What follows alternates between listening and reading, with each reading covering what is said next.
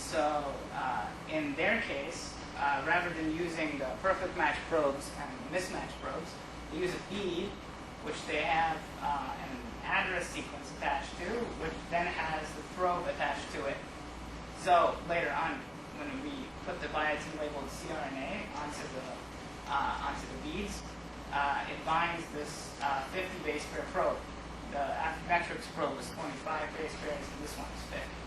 So the 50 base gene-specific probe is linked to a 23 base address.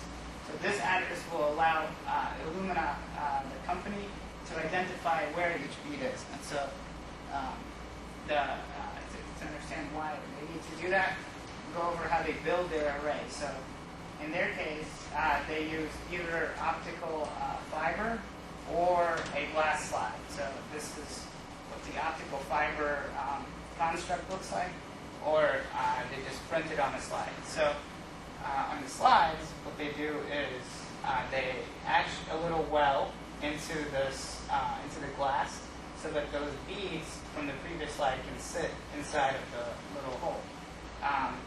Now, when they put their arrays together, they synthesize their probes in separate batches, and then they mix them all together, so they're randomly mixed. And when they assemble the actual array, these beads, they just go into any of the holes in the glass. And so then to determine which probe is, they have to hybridize that address sequence to determine the location for each probe. So that's just a different approach to the microarray process. And this is a kind of modern company that's doing this. So this is just an example of, in the end, what kind of data you get. You get a lot of numbers. So at the top, and this are all of the samples that have been analyzed. So each one of the columns is a different microarray. And for each array, there's a lot of different probes that are labeled. So here, there's, I don't know, maybe 30 or 40 different probes that are available. And now, if you imagine that this stretches actually down 40,000, for 40,000 probes. So it's quite a lot of data. So one of the things, okay, so we're going to get started about cDNA microarrays. Now, I have to say, these are probably from a few years ago, probably from around the year 2000 or so.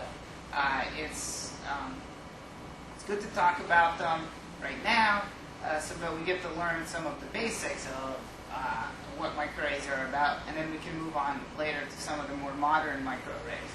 The basic kind of terminology about microarrays, first of all, the target, which is the RNA that we have talked about so far from our samples.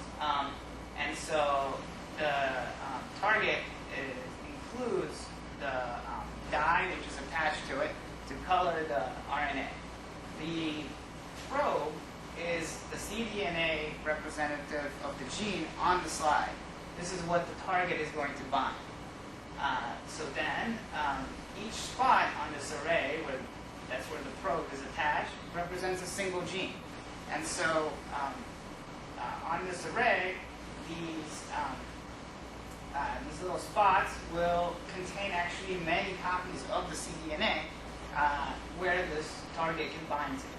So now the RNA has to come, for cDNA microarrays, has to come from two different conditions, and they are labeled by a specific dye. So condition 1 will be labeled with the Psi5 dye, and that's going to be represented by a red color, and condition 2 will be labeled by Psi3.